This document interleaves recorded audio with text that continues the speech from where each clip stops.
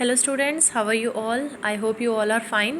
So in the previous class we were discussing the Cantervilla ghost and हमने इसके characters भी discuss कर लिए थे. हम इसको एक बार फिर से आज रिकॉल कर लेते हैं.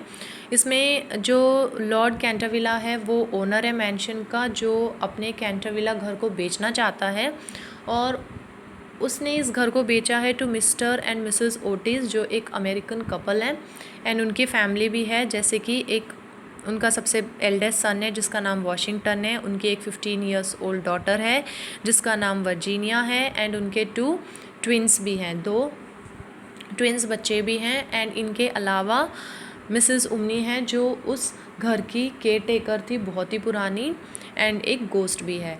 और जब जो लैंडलॉर्ड है, जब वो मिस्टर ओटिस को बताता है कि इस घर में गोस्ट है, तो मिस्टर ओटिस जो हैं वो उनकी बात पे बिलीव नहीं करते बिल्कुल भी, because he says that we come from a modern country और हम इन चीज़ों पे बिलीव नहीं करते हैं. We have money and with the money we can purchase whatever we want. So वो उनकी बात पे भरोसा नहीं करते.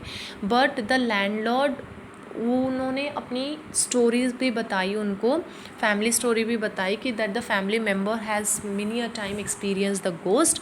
बट जो मिस्टर ओटिस हैं, basically he was not in the mood to listen to his story because he never believed in the ghost. So आज हम इसके आगे का पार्ट डिस्कस करेंगे कि जो मिस्टर ओटिस एंड उनकी फैमिली है, क्या उन्हें भी गोस्ट की अपीयरेंस पर बिलीव होता है या नहीं होता है, क्या उनका सामना भी गोस्ट से हुआ या नहीं हुआ.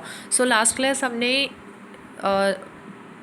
पेज नंबर 27 पे एंड किया था and last dialogue Mr Otis का था, जहाँ पे वो बिलीव करने से मना कर देते हैं कि he don't believe in the ghost because they come from the modern country and they do whatever they want because they have the money and according to Mr Otis one can buy anything with the money. So let's see what happened next. Lord Cantervilla, what is your point? Mr. Otis, my dear Lord, we would buy the ghost itself if there were such a thing and place it in the museum for its worth. अब जो landlord है वो कहते हैं आपके कहने का point मतलब क्या है, कि आप क्या कहना चाहते हो. सो मिस्टर ओटिस उन्हें समझाते हुए कहते हैं कि माय डियर फ्रेंड, मैं ये कहना चाहता हूँ कि अगर इंसान के पास पैसा है, ही कैन बाई एनीथिंग. सो वो ये कहते हैं हमारे पास पैसा है और हम चाहें तो उस गोस्ट को भी ख़रीद लेंगे, और हम अगर ऐसी कोई चीज़ सच में है इस घर में तो वी विल बाई इट और हम उसे ले जाकर म्यूज़ियम में रख देंगे जो वर्थ फॉर इट, क्योंकि वो उसी का हकदार है, क्योंकि वो एक यूनिक चीज़ है जिसे हर कोई देखना चाहेगा. तो हम क्या करेंगे, अगर हमारा सामना गोस्ट से होता है तो हम उसे भी ख़रीद लेंगे. Lord Canterville, if you don't mind a ghost in your house, it's quite all right with me. But let me tell you one last time, the ghost has been around for 3 centuries and it always makes its appearance before the death of a family member. अब जो landlord है वो ये कहते हैं ठीक है, अगर आप एक गोस्ट के साथ रहना चाहते हो तो इट्स ऑल राइट, मैं कुछ नहीं कहूँगा. लेकिन वो एक और बार उन्हें बता देना चाहते हैं कि जो गोस्ट है वो इस घर में कम से कम 3 सेंचुरीज़ हो गए हैं उसे इस घर में रहते हुए. एंड जो गोस्ट है वो अपनी अपीयरेंस यानी कि वो सामने तभी आता है before the death of the family member, यानी कि उस फैमिली मेम्बर में किसी की डेथ होने से पहले वो अपना अपीयरेंस दे जाता है. इट मीन्स दैट जब भी गोस्ट की अपीयरेंस होती है उसके बाद फैमिली में किसी ना किसी की डेथ ज़रूर हो जाती है. मिस्टर ओटिस, गफिंग का मतलब होता है कि वो इस बात को मजाक में लेकर ज़ोर से हंसते हैं. Well so does the family doctor Lord Canterville, और वो इस चीज़ का मजाक बनाते हुए वो गोस्ट को अब यहाँ पे डॉक्टर से कंपेयर करते हैं कि जैसे कि जो डॉक्टर है वो इंसान के मरने से पहले ही टाइम पे आ जाता है, उसी तरीके से ये गोस्ट भी है जो इंसान के मरने से पहले उसे एक बार आकर देख कर जाता होगा. Lord Canterville with a knowing smile, all right Cantervilla case is all yours. और अब जो लैंडलॉर्ड है वो भी एक स्माइल करते हुए कहता है कि ठीक है, आज से ये घर आपका हुआ, इट्स ऑल योर्स. अब सीन 2 आता है. यहाँ पर फैमिली जो है वो घर खरीद चुकी है और वो उस घर में शिफ्ट हो चुके हैं. इन the library of Canterville case, अब जो सेकेंड सीन है वो कैंटरविला केस यानी कि घर की लाइब्रेरी में है. Mrs. Umni enters the library followed by Mr. and Mrs. Otis, Washington, Virginia and the twins. Tea is laid out for the Otis families. Suddenly Mr. Otis noticed what looks like a blood stain. अब जो पूरी family है वो पूरी की पूरी family library में enter करती है जहाँ पे उनके लिए टी अरेंज की हुई थी।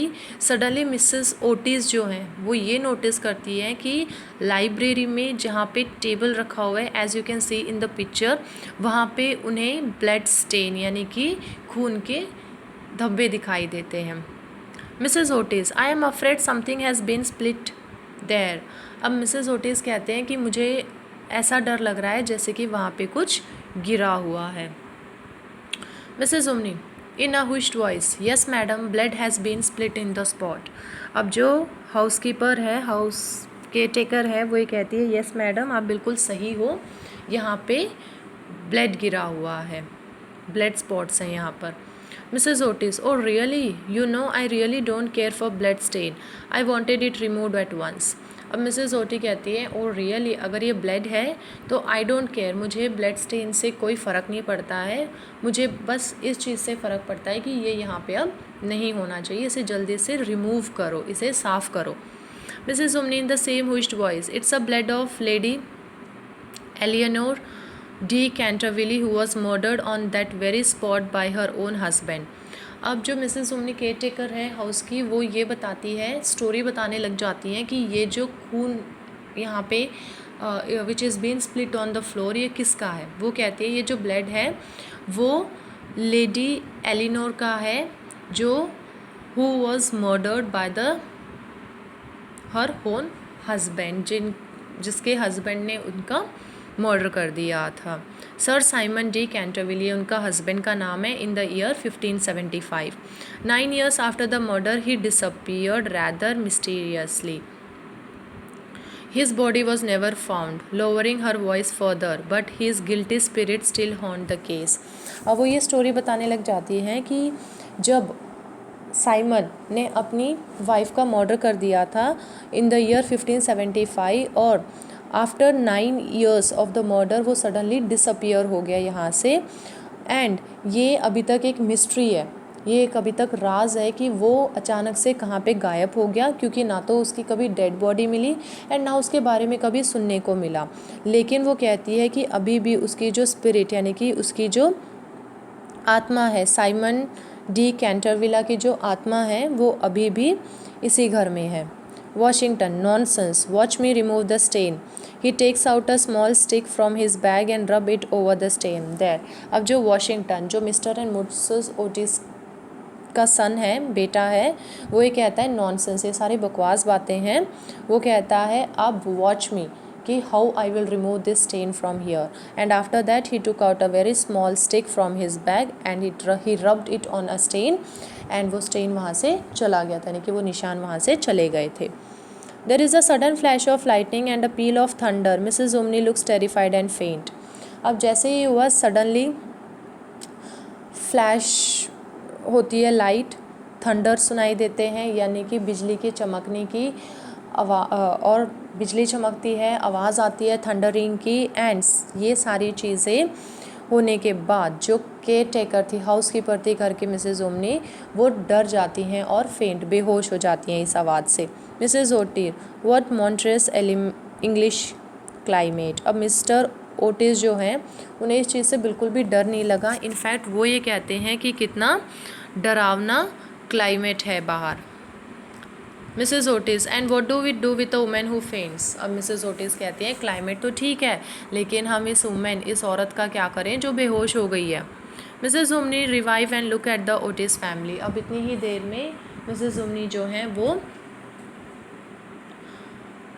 वापस रिकवर हो जाती हैं और ओटिस की फैमिली की तरफ देखती हैं, यानी कि उन्हें होश आ गया और वो फैमिली, ओटिस की फैमिली की तरफ देखती हैं। Mrs Umney, I have seen things with my own eyes sir which would make anyone's hair stand on end many a night. I have not closed my eyes in sleep due to awful thing that happened here. अब जो Mrs उमनी हैं वो पहले भी Canterville family के साथ रह चुकी थी, तो वो बताती है कि उन्होंने कई बार काफ़ी ऐसी चीज़ें अपनी आँखों से देखी हैं एंड ऐसी ऐसी चीज़ें देखी हैं जिसकी वजह से लोग इतने डर जाते थे कि उनके हेयर्स तक खड़े हो जाते हैं, जैसे हम कहते हैं डर के मारे रोंगटे खड़े हो जाना।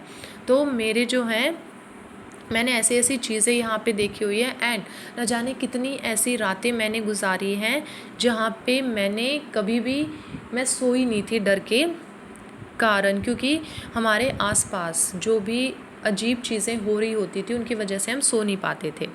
Mister Otis, it's all right Mrs Umney, there is nothing to fear at any rate, ghost don't frighten us.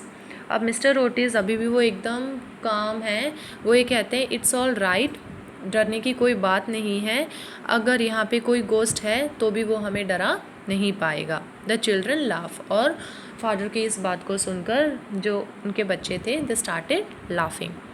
अब होता है सीन 3।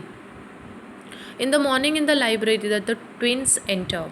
अब इट वॉज मॉर्निंग और फैमिली के जो सबसे छोटे मेंबर थे, जो ट्विंस थे, वो लाइब्रेरी में एंटर करते हैं। Lewis, look the blood stain is back, the ghost must have been here again. अब उसमें से जो एक ट्विन है जिसका नाम है लेविस, वो ये कहता है देखो जो ब्लड स्टेन यानी कि खून के धब्बे थे वो वापस उसी जगह पे थे जहाँ पे उन्होंने लास्ट नाइट रब करके मिटा दिया था। अब वो कहता है कि शायद गोस्ट जो है वो यहाँ पे दोबारा आया था, इसीलिए इसके खून के निशान यहाँ पर हैं। Clark, let's camp out here tonight and wait for him. अब वो कहते हैं कि चलो आज रात को हम यहाँ पे कैंप लगाते हैं और हम उस गोस्ट का वेट करते हैं। So I land up here itself today and the rest of the part will discuss in the next class. And in the next class हम देखेंगे कि जो ट्विंस हैं, जो दे वर वेटिंग ईगरली टू सी कि क्या सच में गोस्ट है, क्या वो लाइब्रेरी में दोबारा आएगा वहाँ पर। सो हम नेक्स्ट क्लास में देखेंगे कि whether they will be successful to see any kinds of appearance of a ghost और नॉट। Thank you.